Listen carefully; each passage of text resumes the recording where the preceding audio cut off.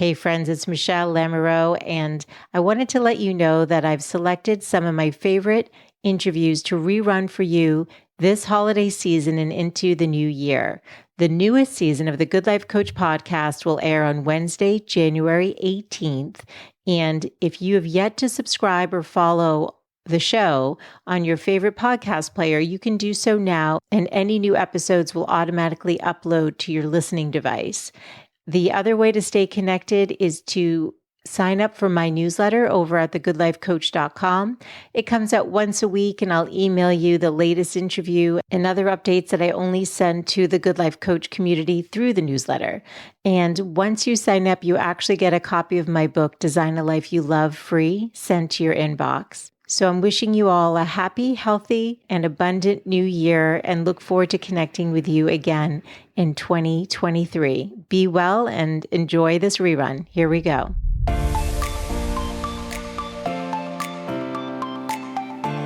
I really dreamed as big and as far and as wide as I could. It was not something that I felt was even remotely attainable.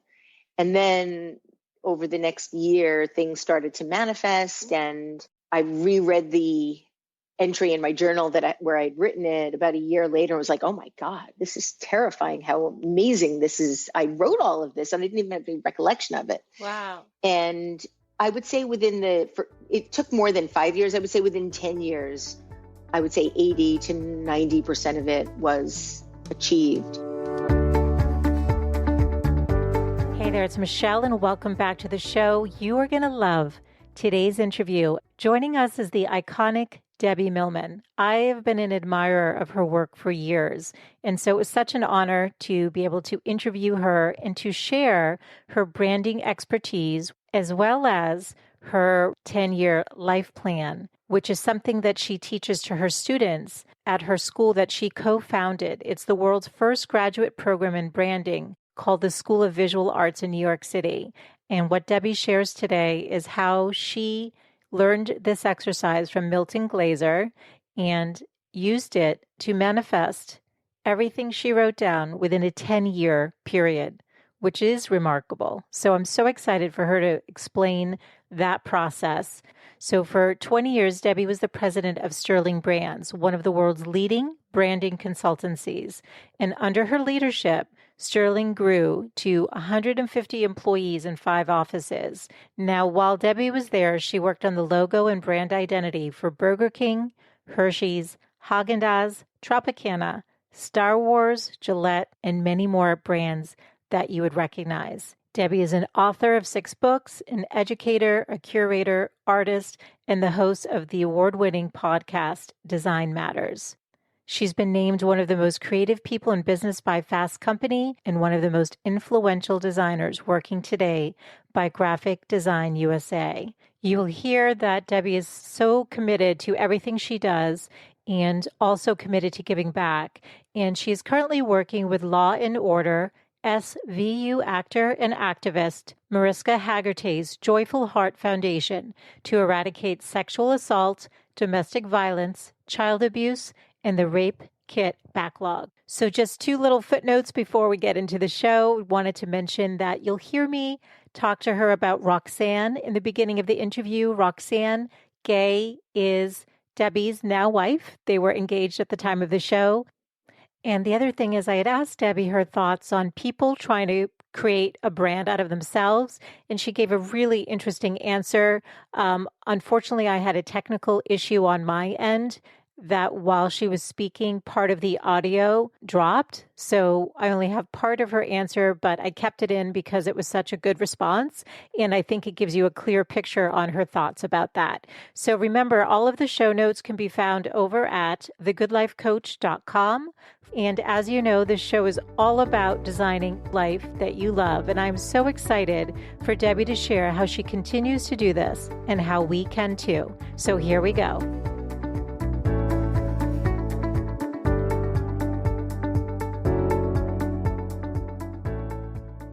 Hey, Debbie, thank you for joining me today. Oh, Michelle, thank you. It's really a pleasure to be with you. Thank you. I'm honored to have you here. And first, I want to congratulate you. So, you did your first TED Talk, which I thought was phenomenal. So, that's amazing. 15 years on your own podcast, Design Matters, also phenomenal. And your Yeah. engagement. I don't know when you got engaged, but I saw you post. I'm like, this is a lot of big things within a year. So, congrats on all of that. It is.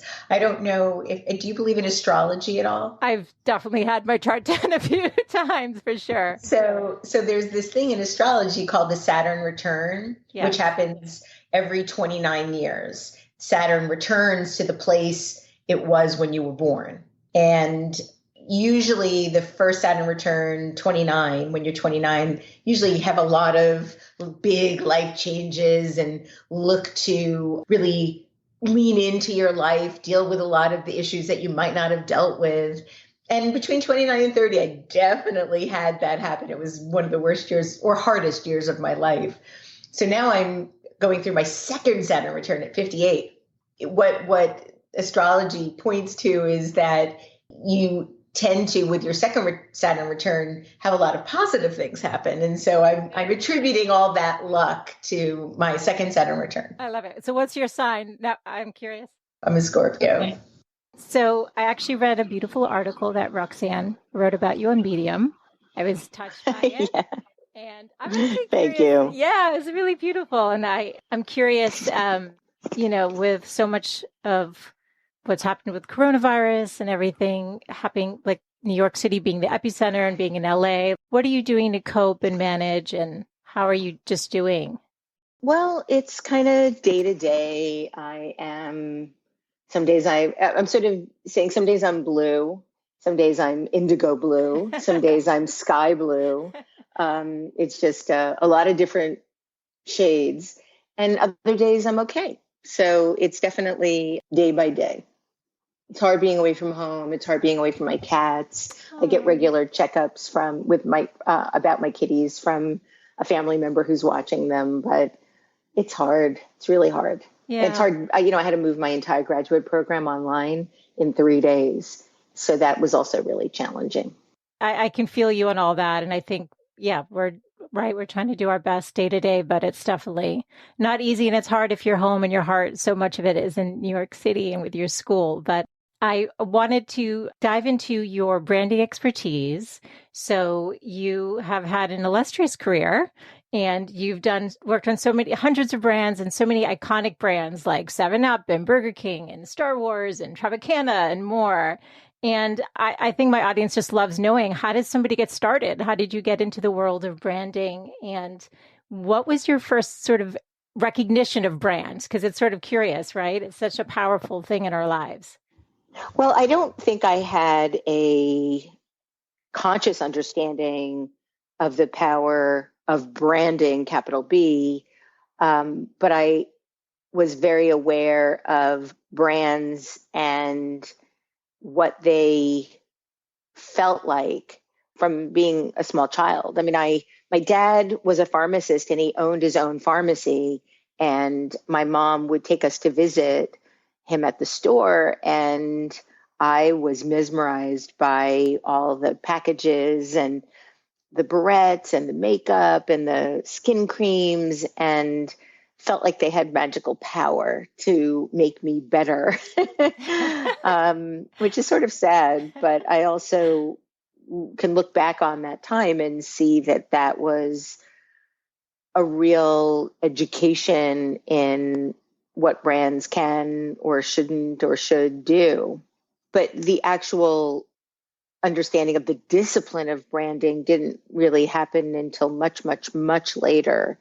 I had a career for 10 years in design before I made the shift to branding. And that shift was not one that I had intended for. I had been working in a design firm and wasn't doing particularly well, and got an opportunity to work at a branding studio, branding identity or branding consultancy.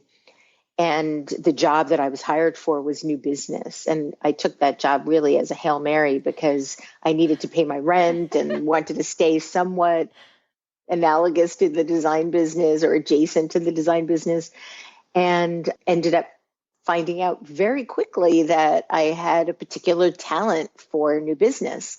and did really, really well selling branding programs to corporate clients. Wow. And that's really how my career developed.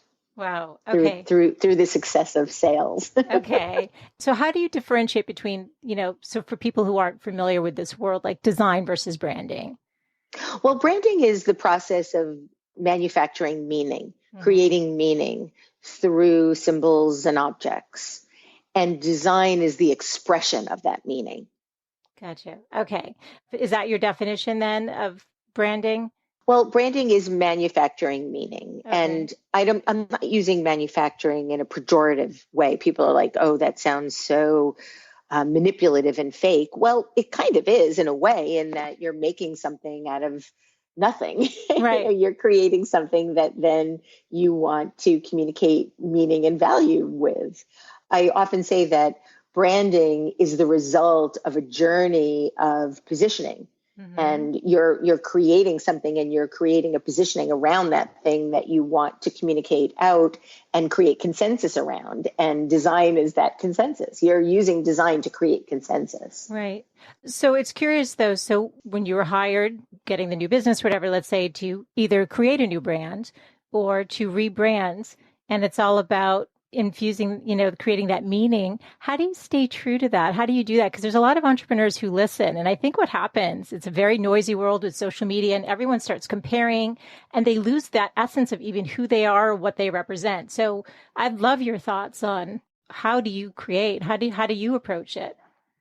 Well, I think that any brand that either needs to be redesigned, or any entrepreneur that's creating a new brand or hoping to create a new brand, has to ask one really important question, which is, why does the world need this? And does the world need another bottled water? I don't think so. Do we need any bottled water? Big question for another day. So if you're looking to create something in service of an audience that needs this, then I think that there's opportunity to make something important. If you're doing something strictly for the result of making money, selling it to a much larger company and becoming rich, those are very internal reasons. So look at your audience, see what you can create in service to them. If in the process of making something in service for others, you can also benefit from that, then I think it's a great idea and something that you should pursue. Yeah, thank you. And did you have a favorite? Maybe that's like picking a favorite child or pet or something, but did you have a favorite project that you worked on? You worked on so many, but was there one that just was, for some reason, that just connected to you in some way? Well, I would say one of the most important was the work that I did with my client at Kimberly-Clark at the time. The global design director was a woman named Christine Mao, is a woman named Christine Mao. She's no longer at Kimberly-Clark now. She's a vice president of strategy at Medline, is now on the front lines of what's happening in biotech and the medical community. But at the time, she was the global design director at Kimberly-Clark. And she asked if I would be willing, on behalf of Sterling, to contribute to an effort that she was contributing to with a group of other corporations, which included Avon and Verizon and a nonprofit called the Joyful Heart Foundation, to create a program that they were calling No More, which was being set up to help aggregate a lot of the messaging around eradicating sexual assault, domestic violence, and child abuse. And I was like, absolutely, absolutely. And so Sterling, with Christine's leadership, worked to develop the mark, the positioning, the communications program of that No More program. And that's still going on now. Wow. That logo is still in use. Wow. And I'm super proud of that work. Christine is on the board of the No More Foundation.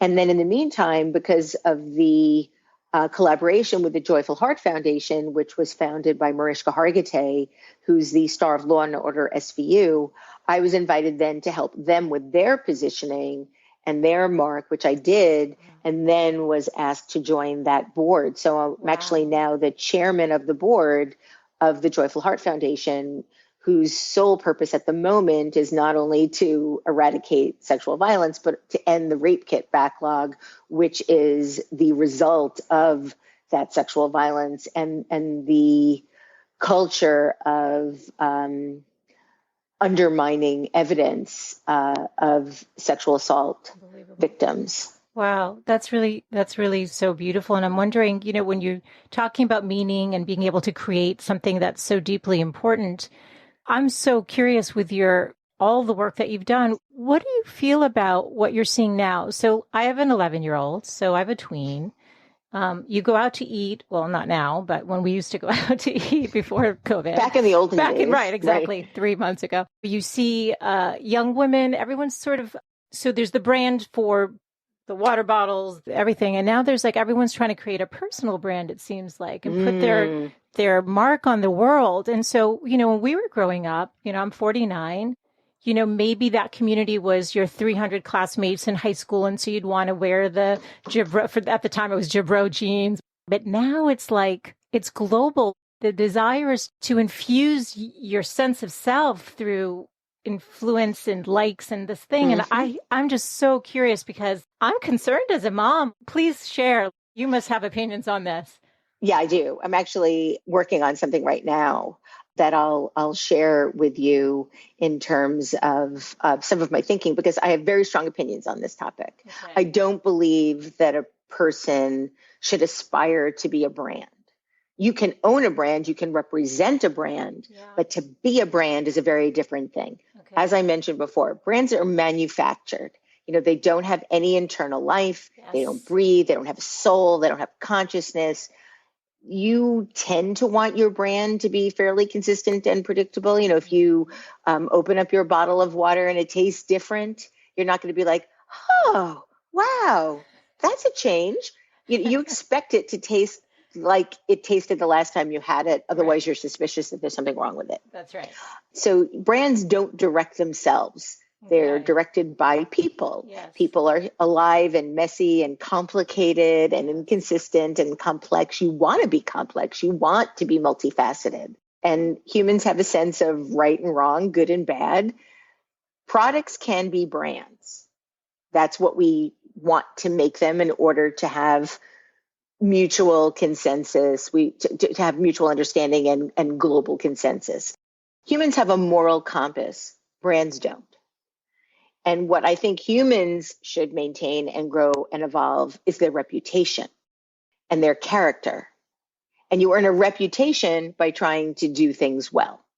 And it's interesting. I mean, Debbie, you're not just a brand expert, but you're an author of 6 books. You have your podcast. You have designed, you're an artist, a TED speaker now. You've designed beach towels and wrapping paper, and you're editor for Print Magazine, and you created the world's first master's program in branding, which is amazing. Where does your motivation come for reaching out and affecting so many people? I mean, because I think a lot of people struggle with figuring out who they are, but I feel like you've designed really a beautiful career, and I just am curious how that's unfolded for you.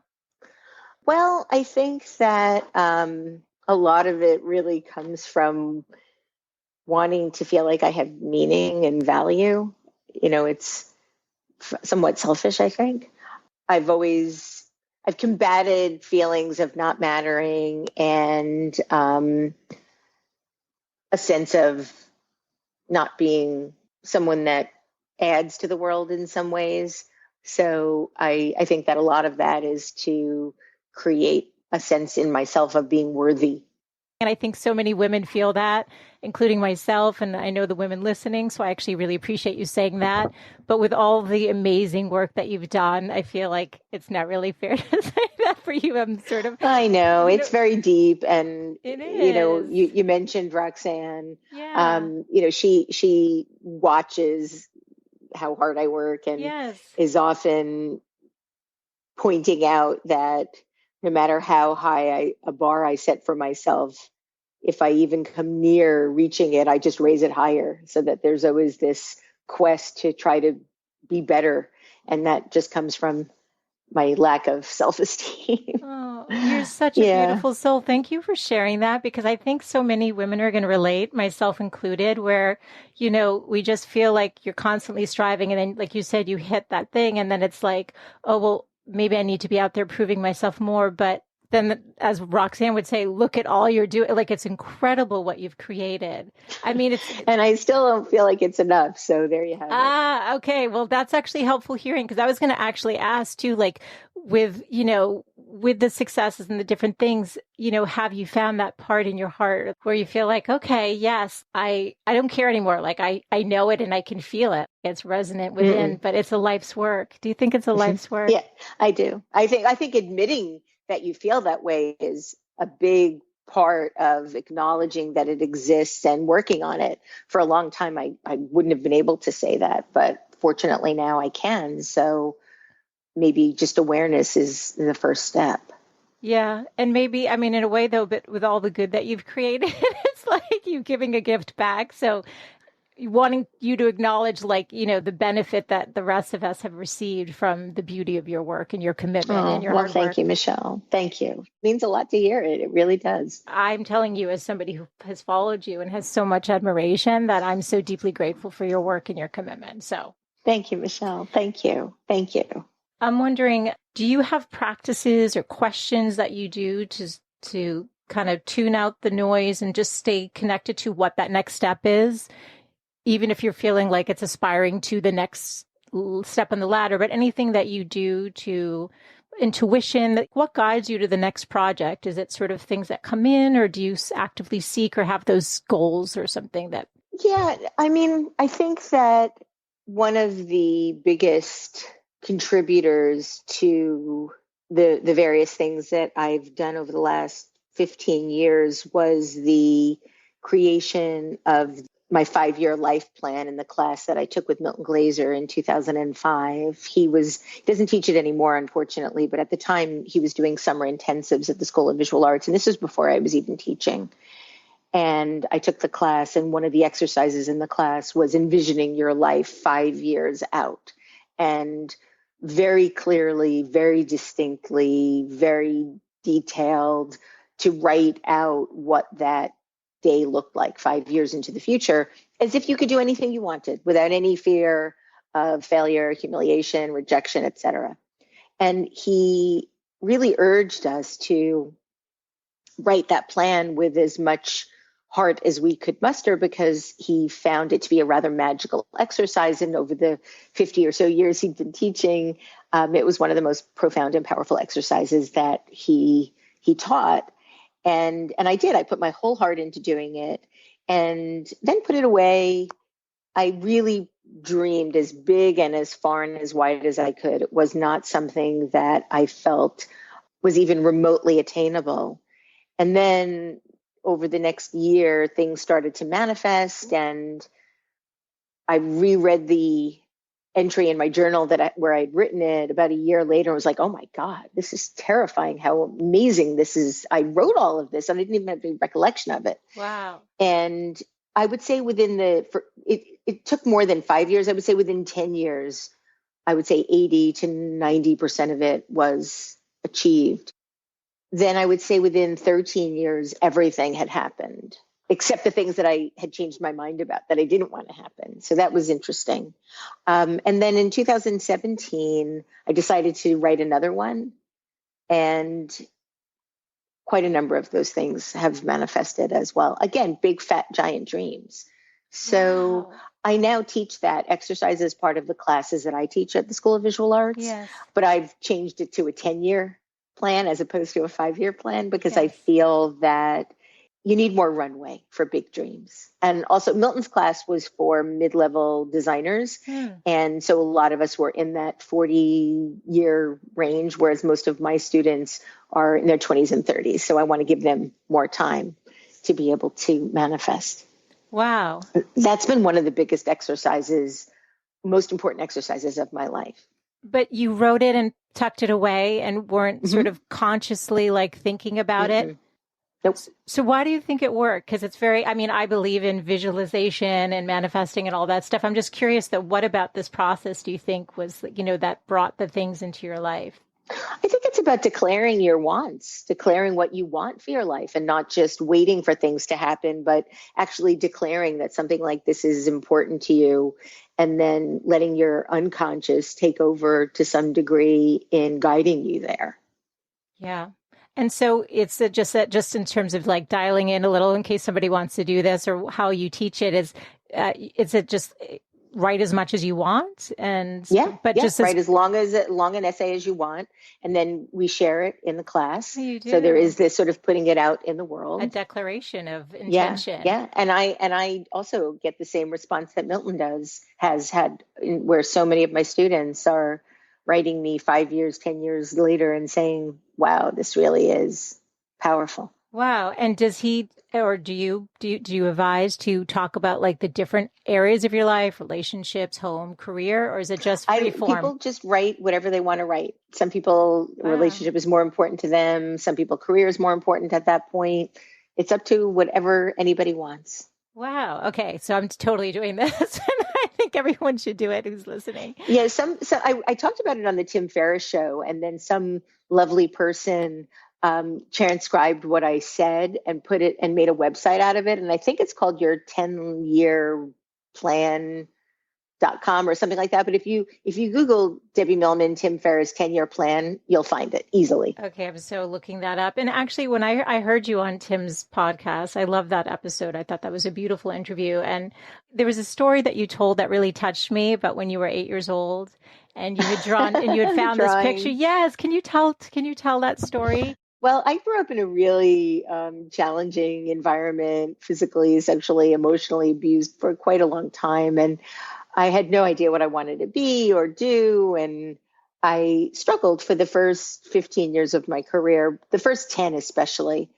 And in my 40s, I discovered in a box of things from my mother that she'd given me a drawing that I had made when I was about 8 years old.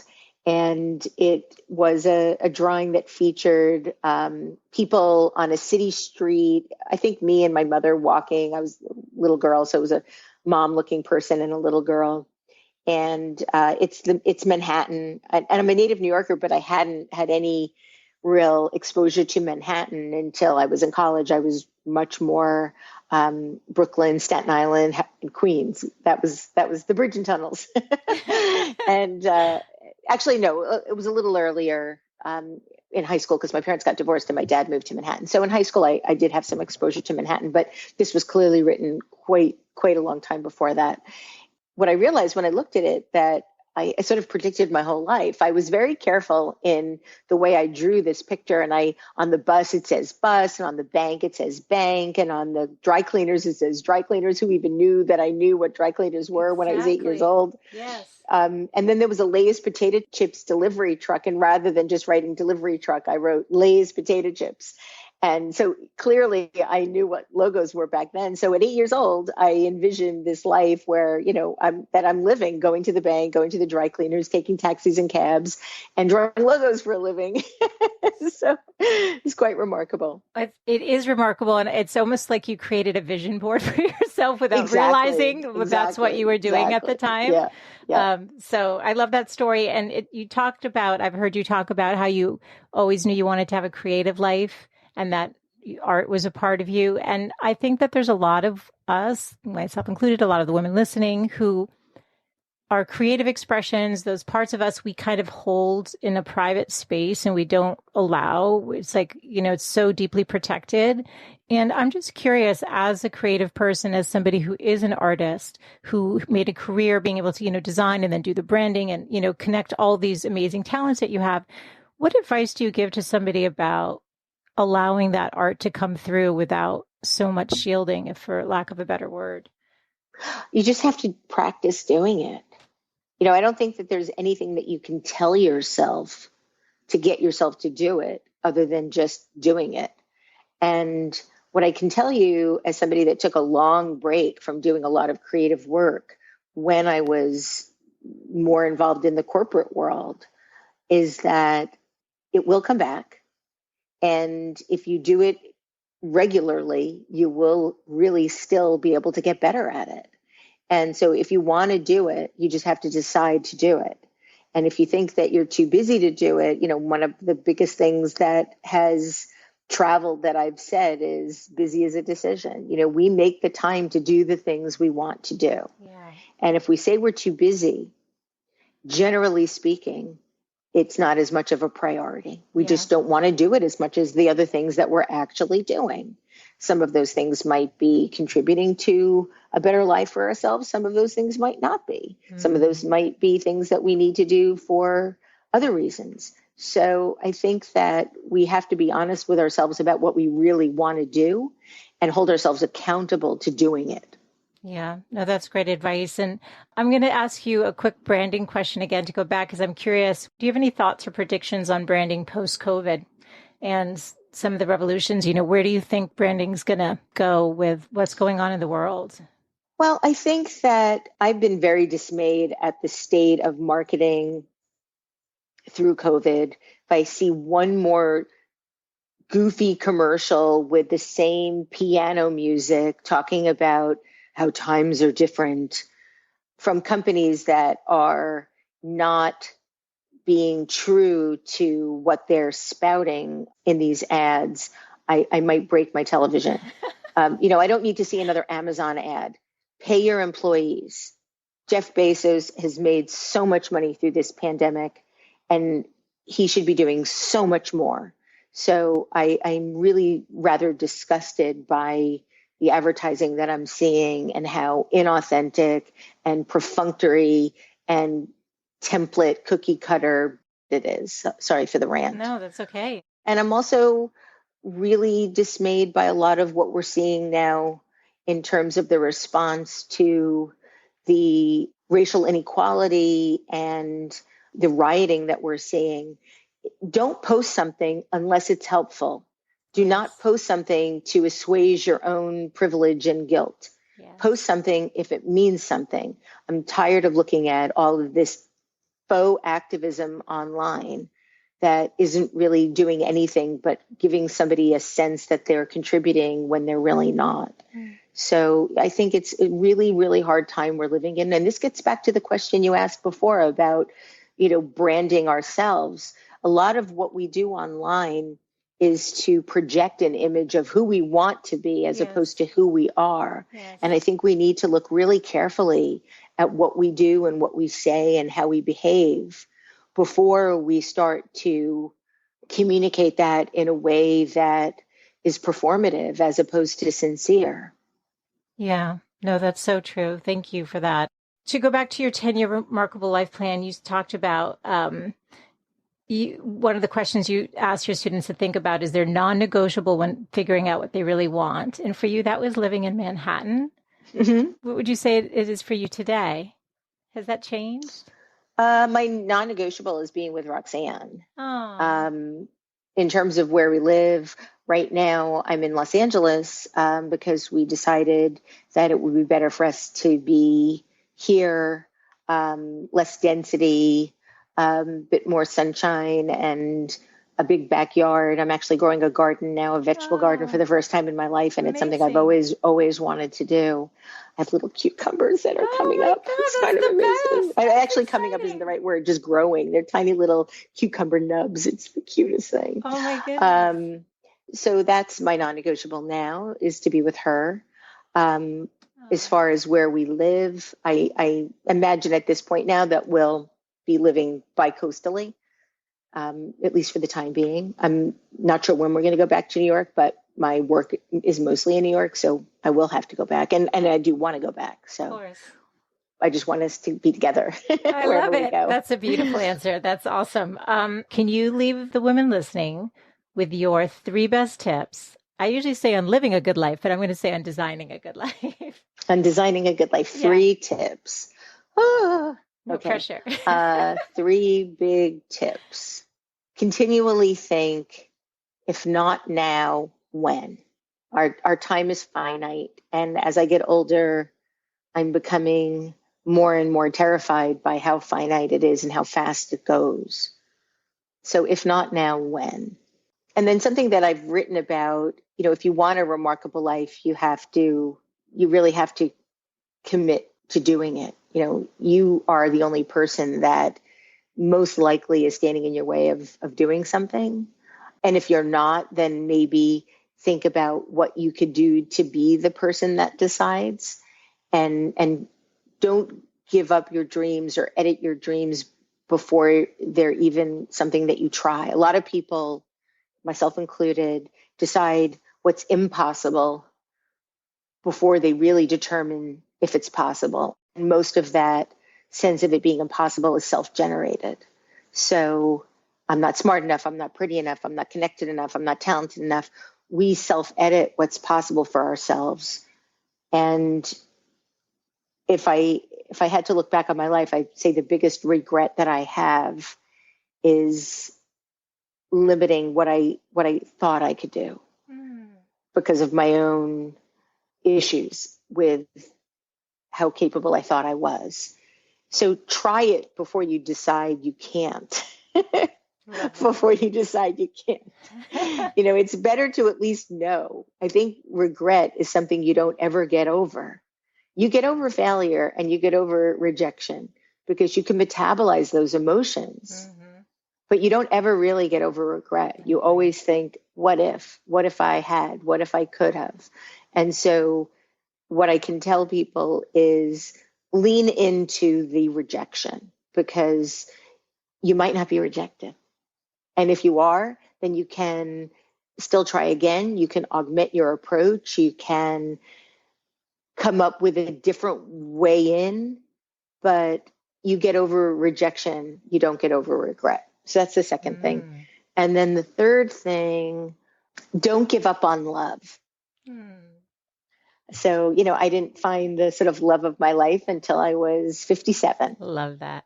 So don't ever give up on love. It's so beautiful. Can I ask you one more question? Sure. What do you think that your 85-year-old self would tell you about living a good life? What do you think she'd want you to know? Aside from moisturize, Exactly. Let's see, what would I want I would love to be able to, Michelle, I'd love to be 85 and not have any regrets about how I lived the last 35 years. Because 25 years, 25. So I would like to think that when I'm 85 years old, I can look back at my last 25 years and say, she finally was able to really go after what she wanted on a regular basis and not be so afraid of what would happen. That's so beautiful. I love your heart. I love the way you communicate. I love everything you've shared. And I'm so grateful. If people want to learn more about you and your work, Debbie, where do I send them? Where should I send them? DebbieMillman.com. That's my website, and also my Twitter handle and my Instagram handle. Awesome. Thank you from my heart for taking the time, especially in light of everything going on in the world. This has been such a pleasure. So thank you so much. Thanks, Michelle. Thanks for a wonderful conversation. Thanks so much for tuning in today. I hope you gained some new information or inspiration for your life. That is the essence of this show, is to really wake up to what's possible for you, to reclaim your beautiful voice, and to really learn to love and prioritize yourself. So if you gained any value from any of the conversations you've tuned into, make sure to subscribe on your favorite podcast player. You can do that right now on your phone. And please do consider leaving a rating and review if you have yet to do so on Apple Podcasts. It's actually how more women can find the show. And I really want to grow a community of women who are loving themselves and living full on. So thank you as always for tuning in. And I look forward to reconnecting with you next Wednesday. Bye for now.